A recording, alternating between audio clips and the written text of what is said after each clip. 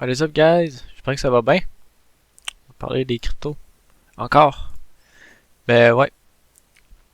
J'ai pas fait un trop bon move récemment. J'avais fait un bon move pendant que tout le monde pensait que c'était la guerre en Iran. J'ai acheté avec plein de leviers. Ça, c'était un très bon move. Même si c'est très risqué, comme je le disais plein de fois. Et là, récemment, j'ai été un peu trop tôt. C'était le 25. J'avais vendu autour du 23, 24, je pense, puis ouais, 24 ou 21 juillet. Puis j'ai racheté le 5 juillet, mais j'aurais dû mettre un 30% le 5. Comme j'ai fait ici dans le fond, j'ai acheté un 30%. Puis après ça, juste un petit peu plus haut, ou dans le creux, acheté... en fait, j'avais acheté, je pense, le 15 juin. Puis là, dans le creux, puis un petit peu plus tard, j'avais acheté le reste 100%. C'est ça que j'aurais dû faire. Là, en plus, je savais que Bitcoin, il y avait beaucoup de chances de toucher les 112 000 américains. Ce qu'il a fait, il a carrément été dans les 112 000, ce qui était très prévisible en fait.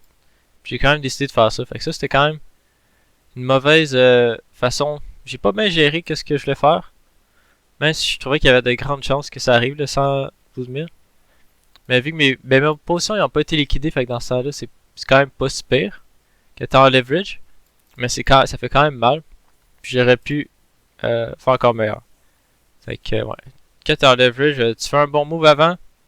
Puis quand tu fais un mauvais move, là, ça te fait encore plus. Fait que là, c'est quand même un double edge sword.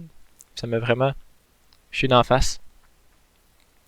Fait quoi, j'ai vendu Fa. J'ai vendu Eigenlayer puis Eatfair. Juste avant qu'on crash solide, j'ai vraiment fait ça. Pour éviter que je me fasse encore plus défoncer. Mais là, j'ai acheté du Litecoin. Là. Le Litecoin, je pense qu'il va très bien performer. Le Litecoin...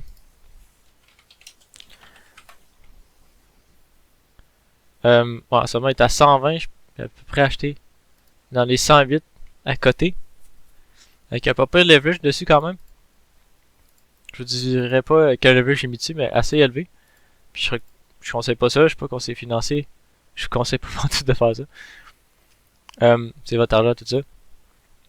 Mais ouais, là je pense que c'était la dernière liquidation avant qu'on aille plus haut. C'est comme un retest qu'on a eu en ce moment. Un plus gros pattern. Le fait qu'on traverse les 112 000, c'était vraiment bullish. Puis là, qu'on vienne retester les 112 000, c'est très prévisible avec cette structure-là. Macro structure. Puis le fait qu'on fulfill le CME gap, qu'à chaque fin de semaine, à tous les mouvements de marché, dans les derniers mois, ils se font fill.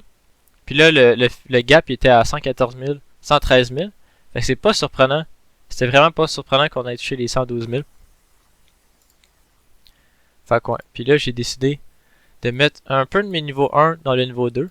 Parce que RSR, Injectif puis Tao, d'après moi, ils vont monter... ils ont plus de chances de faire un x5 plutôt.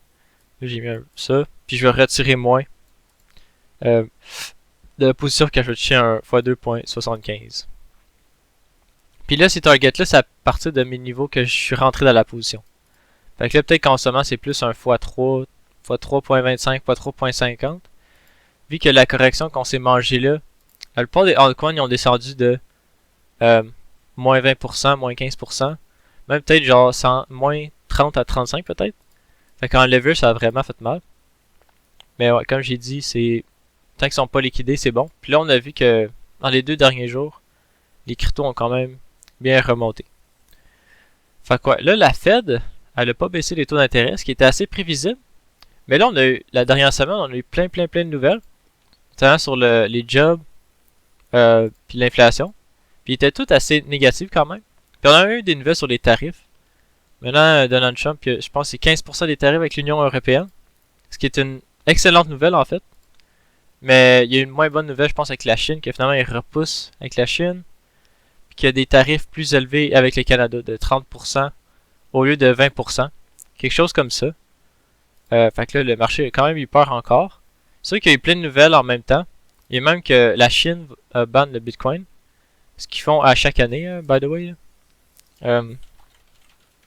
En 2021, dans le gros crash, si on peut voir, ouais, dans le gros crash ici, là, en mai, c'est justement dans le bas de mai que la Chine avait ban le Bitcoin.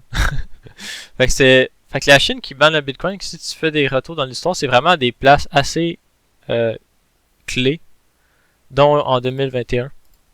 Que je me rappelle que la Chine avait banne le Bitcoin dans cet été-là. Puis là, on s'était marqué pas mal un bas. Alors d'après moi, là on n'est pas un bas total, là, on est quand même, comme dans mon plan. Je pense vraiment qu'on est dans des derniers moments. Je pense qu'on a peut-être un 2 mois et demi-ish de bonne montée. Je trouve que là, on a assez cumulé. Là, on a refait peur. Là, je trouve que c'est vraiment un bon moment. Un key moment. Puis ouais, en septembre, je sais qu'il y a de grandes chances que les taux d'intérêt soient baissés en septembre. Le 16-17. Puis d'après moi, on aurait peut-être un 3 semaines d'euphorie. Fait que ça serait peut-être en début octobre que là, ça serait la fin. Qu'il y aurait plus de nouveaux qui rentreraient en fin septembre. Puis c'est là que ça serait la fin. Puis ça a d'allure qu'on a eu une correction récemment. Parce que les gens commençaient à s'exciter puis tout. Puis j'avais dit récemment que... Ben récemment, dans mes vidéos un petit peu plus en début juillet. Que je pensais qu'en début août, on allait peut-être avoir un petit flush. Pour recontinuer plus tard. Puis en fin août, début septembre, que ce soit la fin. Mais là, selon ce que je vois, ben on l'a eu en fait une petite correction en début août. C'était même en fin juillet. Fait qu'il y a un petit peu plus d'avance, un petit peu plus d'après moi de potentiel en fait que la montée soit plus longue. Selon ce que je vois. Fait que ouais, là j'ai enlevé FA. Puis deux de mes positions à court terme. Pour me dérisquer. J'étais à 70% en fait pendant un bout. On l'a vu, j'avais enlevé à 30%. Puis là, je suis retourné hier à 100%. Puis là, je suis rendu à 100%. Me dérisquer, ça a quand même fait du bien parce que j'étais vraiment exposed. J'aurais dû mettre un 30% le 25 juillet. Puis après ça, attendre. Parce que j'étais pas mal sûr qu'elle allait toucher les 112 000. Je m'étais dit que c'était pas grave vu que mes positions allaient pas se faire liquider. Ce qui est, d'après moi, est très peu probable là, que mes positions se fassent liquider là, en ce moment. Faudrait que Bitcoin aille peut-être dans les 108 000, 106 000 pour que je me fasse liquider. Puis qu'Ethereum soit peut-être dans les 32 000. À voir. Mais, ben, dépendamment des altcoins. Mais, ouais. Fait que là, c'est ça. Mais, je sais que j'ai peut-être changé ça un peu. Puis mes autres, ça, c'est plus les coins, les petits coins qui se feraient de côté. J'étais pas sûr si j'allais inclure des gros coins. Mais d'après moi, la prochaine vague haussière, ça va être sur les gros coins. Fait que c'est pour ça qu'en ce moment, je suis vraiment positionné sur des gros coins en masse. Même les plus petits coins en ce moment sont quand même gros.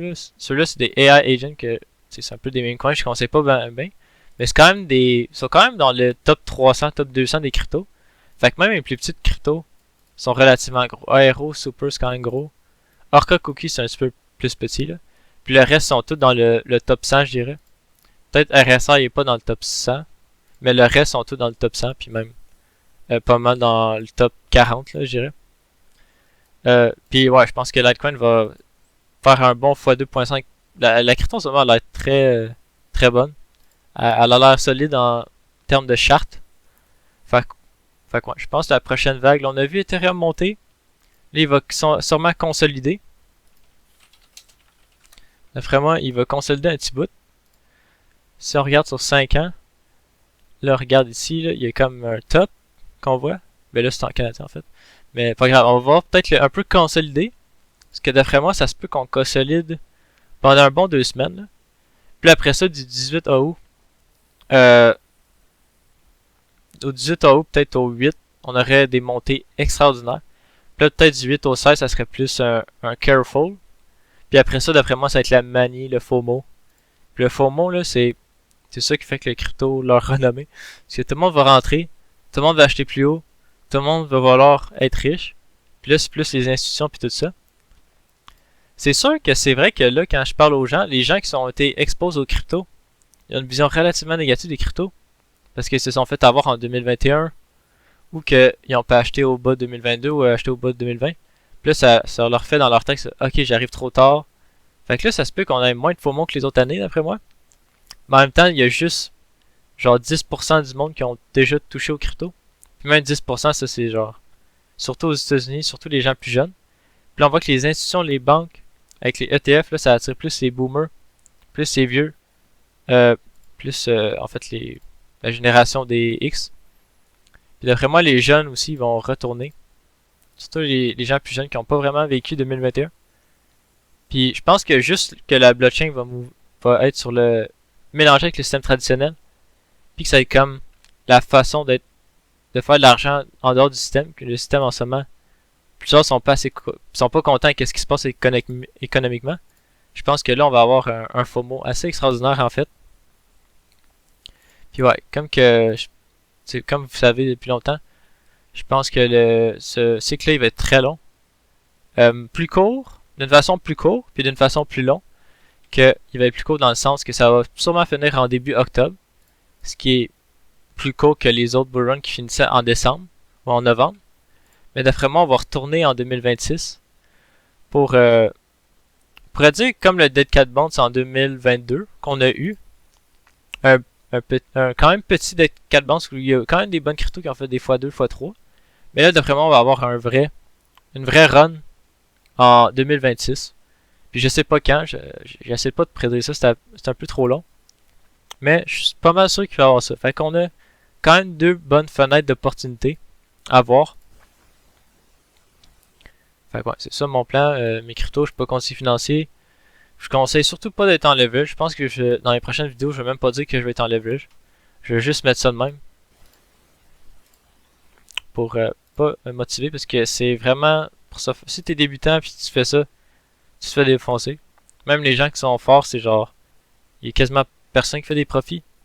Même moi, depuis que j'ai fait les leviers, j'ai fait un bon move avec la guerre en Iran, puis là en ce moment je me suis fait défoncer. C'est quand même pas un très bon move à faire de façon générale. Faut vraiment que ce soit spécifique ou que ce soit un petit pourcentage du portfolio. Moi, c'est plus que je suis sûr qu'on a un moment clé, puis que ça fait quand même un bout que je suis dans la crypto, fait que je me permets de prendre des risques, mais je conseille ça à personne partout. Fait qu'on pourrait peut-être aller dans les news. J'ai tout dit. Ouais, puis les petits coins qui vont trader de côté que je vais hold, ça va être en fait un 25%. Peut-être au bout du compte, ça va être peut-être un 18% à 20% de tout ce que j'ai qui ça va être en hold. Ben, après ça, 75 à 20% qui va être comme en hold. Ça va être surtout des cryptos que j'ai mis là. Des cryptos qui se trade de côté qui n'ont pas encore monté. D'après moi, fait que ça va être surtout des cryptos à moyenne petite capitalisation. Quoique j'en ai une couple ici de plus gros là. Quoique maintenant ils ont assez corrigé eux autres pendant un petit bout. Depuis que je suis sorti. Fait que ils sont quand même rendus low. Mais à voir. Mais moi les holds, j'essaie de me limiter à peut-être 20 cryptos. Ces 20 cryptos là, je fais juste les holds. Puis quand mes indicateurs macro, ils me disent de m'en aller, je vais m'en aller. Ça va être comme ça que je vais comme gérer mon hold. Ça va être pas en timant des targets ou des moments. Ça va être vraiment quand mes indicateurs de fin ils vont s'afficher. Même sûrement que je vais sûrement sortir avant qu'ils s'affichent. À voir. Peut-être une portion. Mais ouais, je vais vraiment être clair sur ça.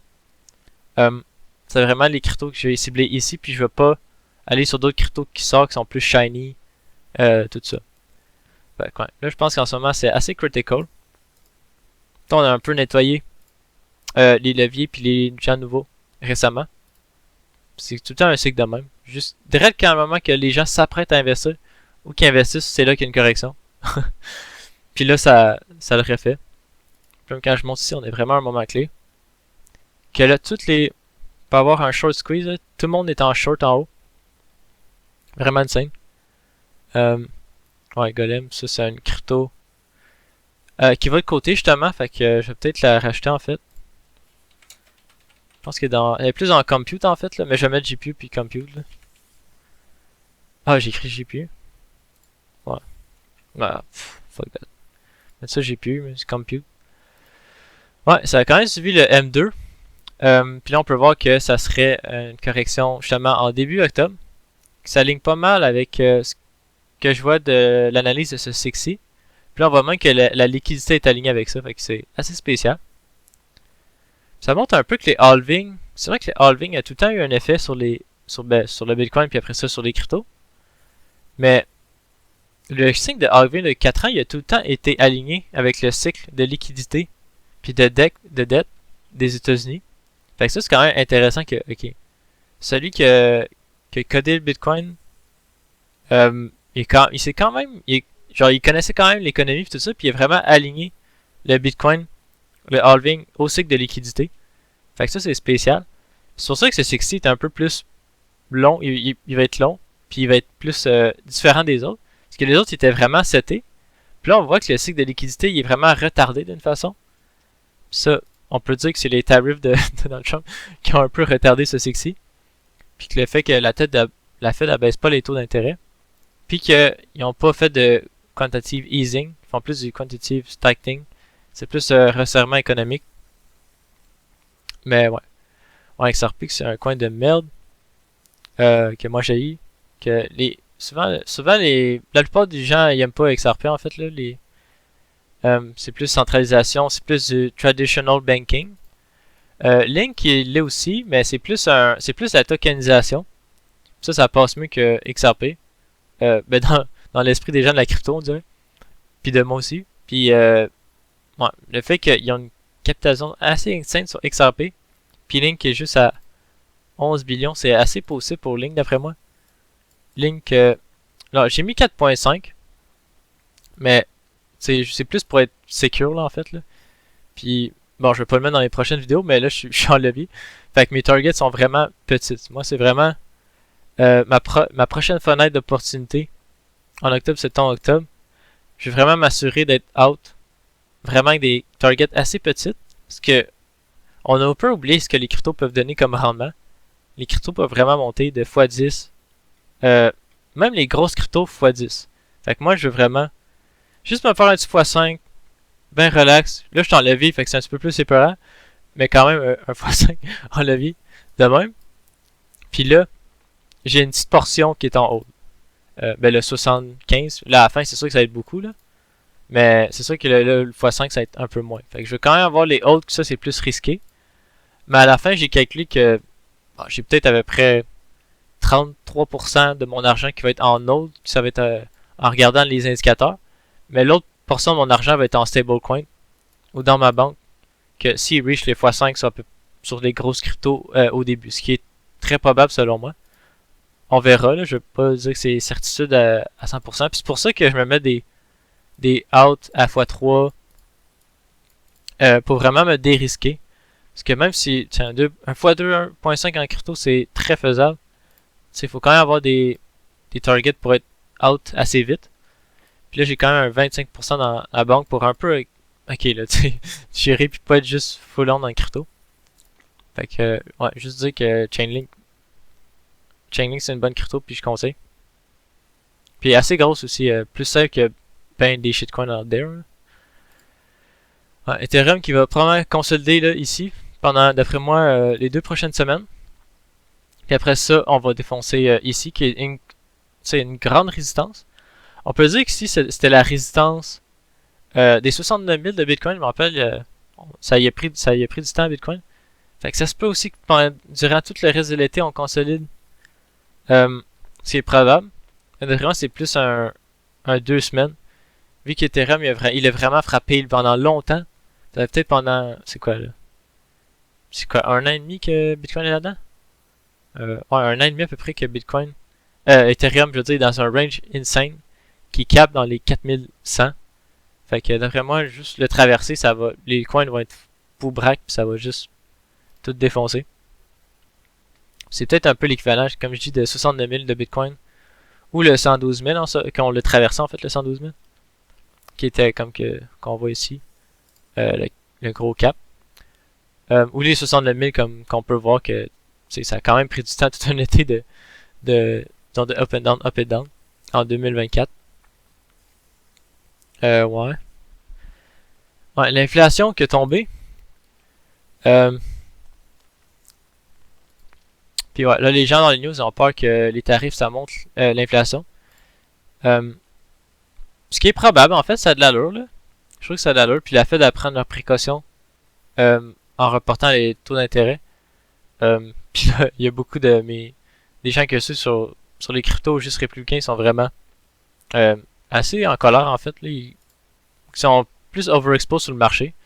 Hein, c'est sûr que plus qu'il le fait plus tôt, plus que mes actifs ils montent. Plutôt que mes actifs montent.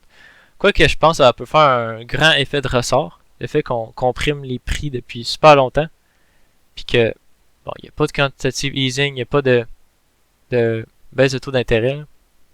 Puis là, tout d'un coup, ça peut assez rentrer dedans. Ouais, l'action avec la Fed puis Trump, là, ça fait... En fait, depuis qu'il est au pouvoir, depuis janvier 2024, là, il veut qu'il baisse les taux d'intérêt, puis là, il y a comme un fight entre les deux. Assez comique. Ouais, là, Iril, là, lui, qui avait sa jaune rouge. Fait que c'est souvent un temps de vente, fait que ça... Même qu'il y avait ça. Fait que c'est quand même prévisible que je disais, là, le 112... Qu'on touche les 112 000, il y avait un petit nettoyage qui était à faire. En fait, Ethereum, il avait juste monté trop vite, là. Quand on en regarde, là, le Ethereum, il a juste... Je savais qu'il allait monter super vite, mais autant vite, je m'attendais pas du tout à ça. C'était assez insane, en fait. Chainlink qui est juste avec le gouvernement, la tokenisation. Chainlink, je pense qu'il va rip des as. Cette correction-là. Ça a de l'allure, hein. Bitcoin a traversé pendant longtemps. Tu sais, il y a eu quand même des grosses nouvelles de peur tout le long ici. Puis là, direct quand on a monté, c'était comme une confirmation que le bull run il continuait. Puis là, je pense que ça a tiré beaucoup de nouveaux. Puis là, la dernière correction de la dernière semaine, ça a vraiment fait mal. Ouais, je sais pas. You're unemployed. Ouais, les employés de Nvidia sont des millionnaires. Ouais, des fois ça peut faire peur, hein. Pendant un petit bout, on sort du range, puis là, oh shit. Puis là, on le reclaim. Pas pire, même que là, on a été plus haut. Puis ça ressemble beaucoup à, en fait, à ce qu'on a eu avant. Ah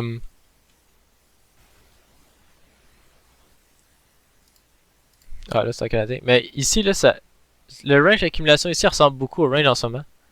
Si on les met de côté, là, à côté, là, ça ressemble vraiment beaucoup. C'est comme une répétition carrément qu'on a eu. Ouais, shoot. Un subnet de BitTensor. Je suis un peu positionné dans les subnets de BitTensor. Pas tant que ça, j'ai peut-être l'équivalent de 2 BitTensor. Puis vu que se sont fait corriger là maintenant, peut-être que j'ai rendu avec un BitTensor. Je pense que j'ai perdu même 50% de mon argent dans les subnets. Mais d'après moi, il pourrait peut-être faire un x10 à partir d'ici. Puis, ben à voir là, c'est quand même plus risqué. Je recommande pas pantoute à personne d'aller là-dedans. Mais, ouais. I guess on peut voir là. Subnet. Donc quand même pas garder un bon ratio avec BitTensor. 1 point. Ok, il a monté un petit peu. Dans le shoot là, ils ont des chartes un peu spéciales, là, vous allez voir. Des chartes de shitcoin. Mais ouais. Moi j'avais acheté, je pense, dans les 17. Ou les 21. Que. Un NST chart. Mais ça peut kaboom en NST ça. Parce que. Bon, l'AI. Wow, il y en a des subnets maintenant. Et dans mon temps, elle avait 64. C'était shoot, là, je pense, de 64. Mais ouais, j'ai Guardian, shoot, puis 19. C'est ceux de Rayon Labs. Je conseille pas à part ceux qui veulent aller là-dedans. Ouais. Le Bitcoin, ben l'Ethereum fait un mouvement de Bitcoin comme en 2021. À voir, c'est intéressant. Ça serait bon qu'il traverse l'Ethereum, cette ligne-là, puis après ça, peut-être qu'il consolide en haut.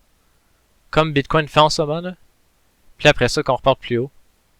Qui serait plus quelque chose en, je sais pas, en fin septembre peut-être. À voir. Ouais, comme je dis, ce mouvement-là. Ouais, la Chine a banni les cryptos plein de fois. Depuis 2016 apparemment. Ouais, Michael Saylor, tous les pro-Bitcoin. Justement un chandail de pro-Bitcoin. J'étais un Bitcoin maximaliste avant. Je crois que là, je me suis fait pervertir par les cryptos puis l'internet. Que maintenant, je suis full altcoin degen. J'ai même plus de Bitcoin. Ce qui a été une erreur fatale en fait, parce que le Bitcoin, c'est lui qui a monté ce cycle-ci. Tandis que les altcoins, pas du tout. Alors que le cycle d'avant en 2021, c'est le contraire qu'il fallait faire. Puis moi, j'ai fait full Bitcoin quasiment en 2021. Je pense que j'avais 4 cryptos. puis le Bitcoin en 2021. J'étais assez simple. Puis là, j'étais comme, ok, je connais plus les cryptos, je vais aller dans les altcoins. Mais là, finalement, c'est surtout Bitcoin qui a performé en fait. Là. Même s'ils ont quand même fait des bons rendements. Là. J'ai quand même switché beaucoup de cryptos. Là. Si vous regardez mes cryptos d'avant, il y a beaucoup que je me suis fait défoncer, il y en a beaucoup que j'ai réussi. Puis j'avais peut-être 50 cryptos à me donner. Fait que c'était pas. C'était mieux d'être dans le Bitcoin ce sexy que de niaiser avec les altcoins. Ce qui n'était pas vraiment le cas en 2021. Même si en 2021, j'ai aussi fait des altcoins, surtout en juillet. Là. Surtout justement dans la correction avec la Chine qui bannait le Bitcoin. En fait, c'est là que j'avais fait beaucoup de mes profits, en fait, d'aller dans plein d'altcoins. Sur Cosmos, puis tout ça, là, les OG, ils connaissent. Alors, ouais. Ouais, c'est ça. Regardez, ça, le range ici, il ressemble quand même beaucoup à ce qu'on a en ce moment. Même si là, on a comme traversé vers le bas. Ce qui a du sens d'une façon que, même qu'on teste le 112 000 du haut du range. Ça, c'est vraiment bullish. Hein? C'est ça que je pensais qu'il allait arriver au altcoin. Mais c'est pas ça qui est arrivé. Mais c'est ça qui est arrivé, mais pas autant, pas autant bullish que ça, moi je trouve. Là. Là, je peux pas voir parce que ça fait bugger mon ordi. Là. Mais ils ont. Mettons, Injective il est monté dans les 15$. Puis là, il est redescendu peut-être dans le. Aux 12$. Mais disons que le top, qui est genre l'équivalent peut-être du 112 000 sur le Bitcoin, était plus à 13 ou 14. Puis là, finalement, on l'a défoncé, puis on était plus vers les 12$. Alors, ils n'ont pas fait ce que Bitcoin a fait, en fait. Dans le coin, ils ont plus été plus bas dans leur range. Alors, c'est pour ça que j'étais comme. Je trouvais ça un peu décevant. Mais bah, les altcoins, ils tiennent moins, on dirait, que les années précédentes. Quoique, on oublie quand même que les altcoins se faisaient défoncer cul. C'est vraiment dans le cycle d'un bon 6 mois à 8 mois que c'est là que ça monte en fou. Puis on dirait qu'on l'a même pas eu. Mais à voir, c'est sexy, différent. Je vais prendre des notes. On va prendre des notes, puis on s'adapte. Mais à voir, ils ont quand même été plus bas que ce que je pensais d'une façon qu'ils ont été dans leur range plutôt que dans leur top. Puis retester juste le top et après ça repartir, ça c'est vraiment bullish. Alors c'est très bullish pour le Bitcoin. Carrément aussi la séance when inverse held and shoulder avec un retest. Quand même beaucoup de patterns. C'est vraiment des patterns macro comme on le voit ça. Là. Genre ça c'est un pattern vraiment macro. Genre plein de patterns macro sur le Bitcoin en ce moment que c'est genre séance, inverse held and shoulders. On va direct sur le support du haut. C'est genre vraiment. C'est vraiment bullish pour le long terme. Pas que la plupart des gains maintenant vont pas se faire sur le Bitcoin. Comme que là, tout le cycle j'ai parié sur le altcoin. Mais là, d'après moi, ça va être. Ben là, en fait, on l'a vu là. C'était Bitcoin, puis après ça, là, c'est Ethereum. Puis là, ça va être les gros caps. Puis là, les gros caps vont faire des moments Bitcoin qu'ils vont faire c'était 16 000 ici, 16 000 à 123 000. Puis peut-être que Bitcoin aussi qu'au total pourrait faire un x10. Parce que je pense que peut-être qu'il pourrait aller dans les 150 000. Ethereum peut-être un 12 000. Après moi, Ethereum un x3, x4 à partir d'ici. Puis les bons gros altcoins, 2 x5 à x10. Qui est un peu. Si je. Full degen. Full prédiction au max. C'est ce que je veux dire. Quantitative tightening, ce qui ressorte la monnaie, il y a moins de liquidité, genre ils drainent dans le fond. Quantitative easing, ils mettent plein de monnaie dans le marché. C'est comme ce qu'on a vu le cycle de 2021. Puis ça, c'est la dominance du Bitcoin. Puis direct quand il y a le quantitative easing, après, c'est la altcoin season. Là, on a encore du quantitative tightening. Même si ça fait un bout que dans le reverse repo, il est comme à sec, je pense. Puis qu'on va quand même la M2 supply monter. Il y a quand même des cycles de liquidité en ce moment qui fait que, ok, on est en quantitative tightening, mais sur papier, on n'est pas purement en quantitative tightening. Il y a quand même plusieurs mécanismes en ce moment qui sont assez mixtes. Là, en ce moment, on est assez mixte, même si on est un petit peu plus quantitative tightening. Peut-être qu'on va avoir aussi un marché des cryptos se sexy dans un quantitative tightening. Ça serait moins bullish. C'est pour ça qu'à voir que peut-être que les targets de x5, ça va être vraiment le maximum qu'ils peuvent aller. on verra, on verra. Même si la baisse des taux d'intérêt et tout ça. D'après moi, il y aura un quantitative tightening. Peut-être même pour ça. Je pense que peut-être que ça va être plus en 2026 à voir. Alors, à voir sur ça. Là, je suis très bullish, puis regardez ça, c'est très bullish. Ça a l'air aussi qu'on consolide là parce qu'il y a quand même une petite ligne de tendance. Là. Quand on peut voir ici, là, c'est comme. Il y a quand même une résistance. Fait que c'est quand même bon qu'on on consolide, il y aura ça drop. Là, la prochaine résistance, ça serait peut-être autour d'ici, genre.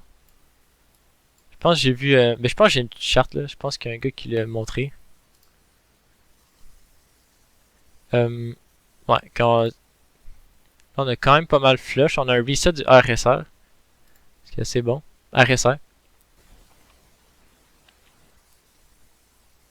Ouais. Il y a beaucoup de short liquidation. Ouais. Des patterns macro qui se forment en ce moment. C'est bullish. Ouais, quand le Q3 il est positif, le Q4 il est souvent positif. Fait que ça, c'est à voir là-dessus. Q3, ça c'est juillet, août, septembre. Là, on a eu un mois de juillet très positif en fait. Même si la fin a fait peur à quand même beaucoup de monde. Le août, ça risque d'être encore positif. Septembre encore positif selon moi. Puis même si moi je prédis un octobre. Ben en fait, un octobre probablement positif le début, puis le reste négatif. Novembre négatif, décembre négatif. Sur papier, on voit que souvent dans les Q3, si Q3 est positif, le Q4 il est positif. Puis encore plus dans les halving years. Les halving years, ben les halving years, on pourrait dire le, disons le year qui c'est le plus bullish pour les cryptos. C'est 2017 puis 2021. Dans ces années-là, Q3 était positif, Q4 était positif. Quoi qui peuvent se faire carry par un mois en particulier. Là. Alors ça serait. Mais selon moi, ce serait même très probable que la fin soit en début octobre.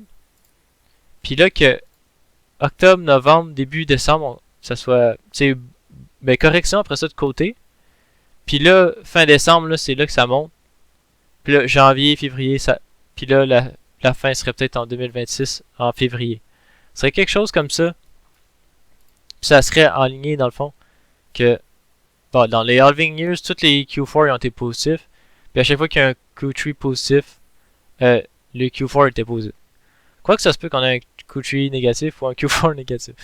C'est quand même juste pour nous aider à prédire ou à savoir qu'est-ce qui se passe la plupart du temps. Ouais, là on est assez bottom-up. Là on recommence à monter. Puis on voit qu'on a un trend reversal ici. Ça commence à être vert, là. J'ai vu ça dans une autre chart, là, que ça commence à être vert.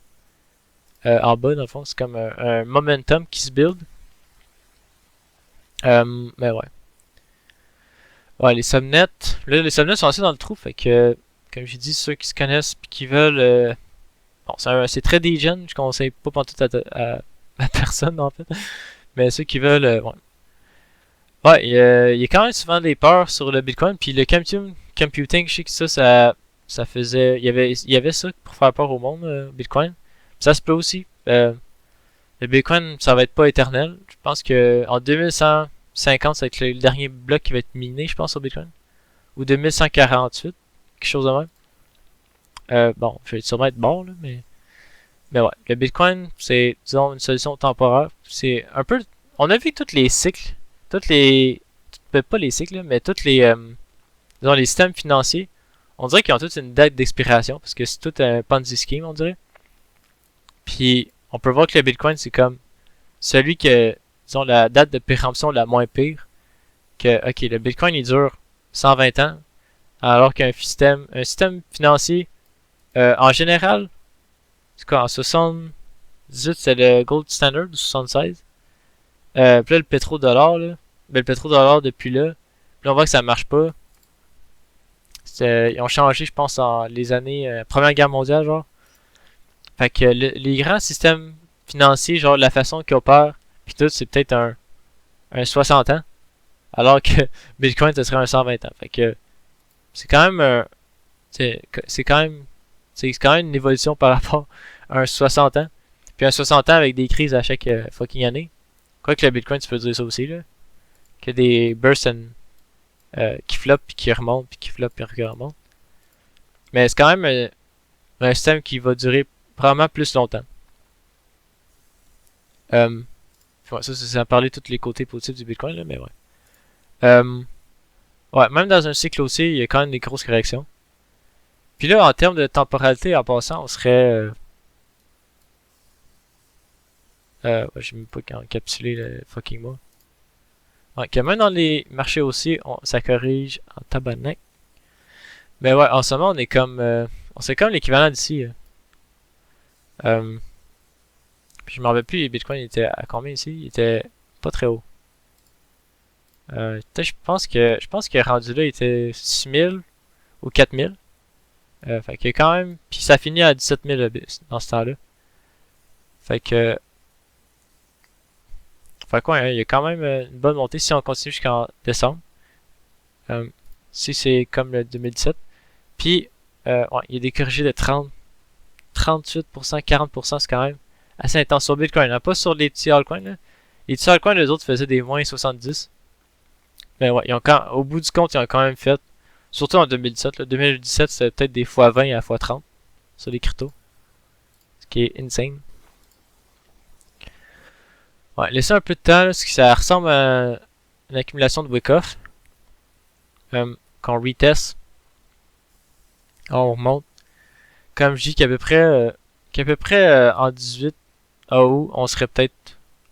On pourrait redécouvrir un all-time high dans 2 semaines. Peut-être genre un 20 août, qu'on dépasse les 122 000, 123 000. Puis qu'on continue vers notre marché aussi. Fait que ceux qui ont pas acheté des cryptos, les prochaines semaines, ça serait comme leur dernière chance avant que les grosses cryptos montent puis que là, ça s'en fout. Pas conseiller financier. Ouais, ouais, ouais. Qui a retrouvé le bas. Comme un bas ici. Ouais, ça c'est vrai que le M2, il essaie de calculer le M2, là. Un peu trop précis, là.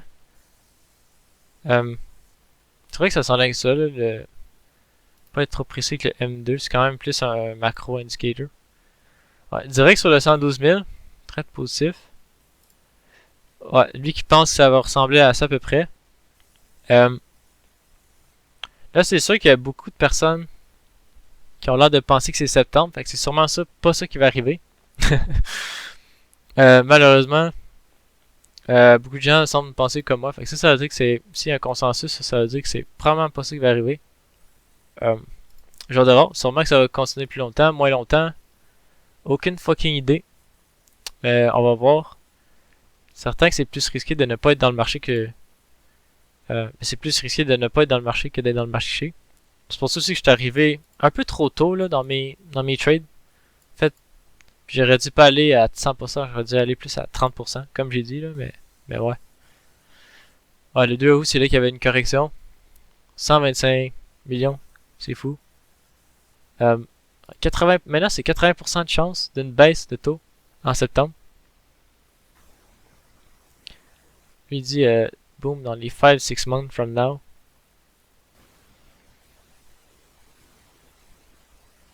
Ouais, I'm fucking retard. Bullish vitesse, ouais, encore un head and shoulder qui disent. C'est vrai que Jennifer Kramer, faut faire l'inverse souvent de lui. C'est vrai que le mois d'août est souvent pas un très bon mois pour Bitcoin. Fait que vraiment à voir. C'est pas un mois tant dégueulasse qu'on pense. Surtout pour les halving years. Dans les années des halving, souvent le mois d'août est assez positif en fait. Mais dans des années normales, en août, Bitcoin ne performe pas très bien. Alors à voir, là, on est quand même dans le halving year, là, mais dans l'année que ça pousse le plus. Ah ouais, comme on peut voir là.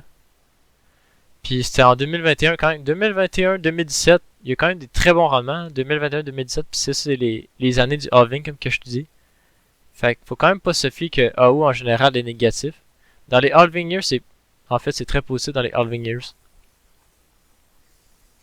Ouais. Ouais. Hey, ça dans le stock market. C'est vrai que le stock market avait pas mal corrigé, là. Les grosses compagnies avaient corrigé. Ouais, lui un peu plus should cut rates immediately.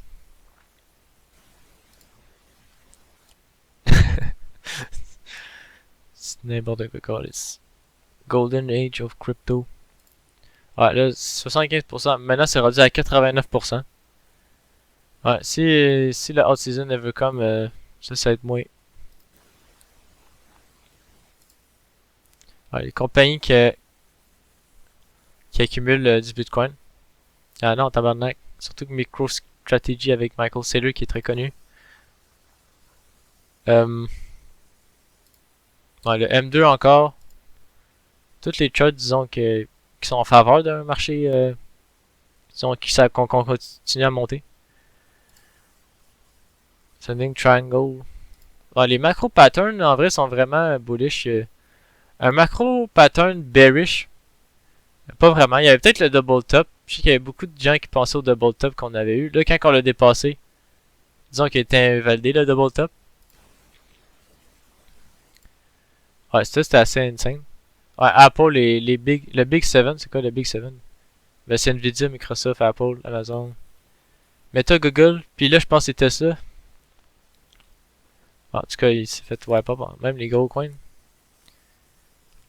Les gros coins, les gros stocks. Le neckline, on l'a vu encore. Là. Bon, that's it. Merci d'avoir écouté cette vidéo. Puis, ouais, je pense que c'est crucial en ce moment. Pas conseiller financier. Ciao, bon, à la prochaine.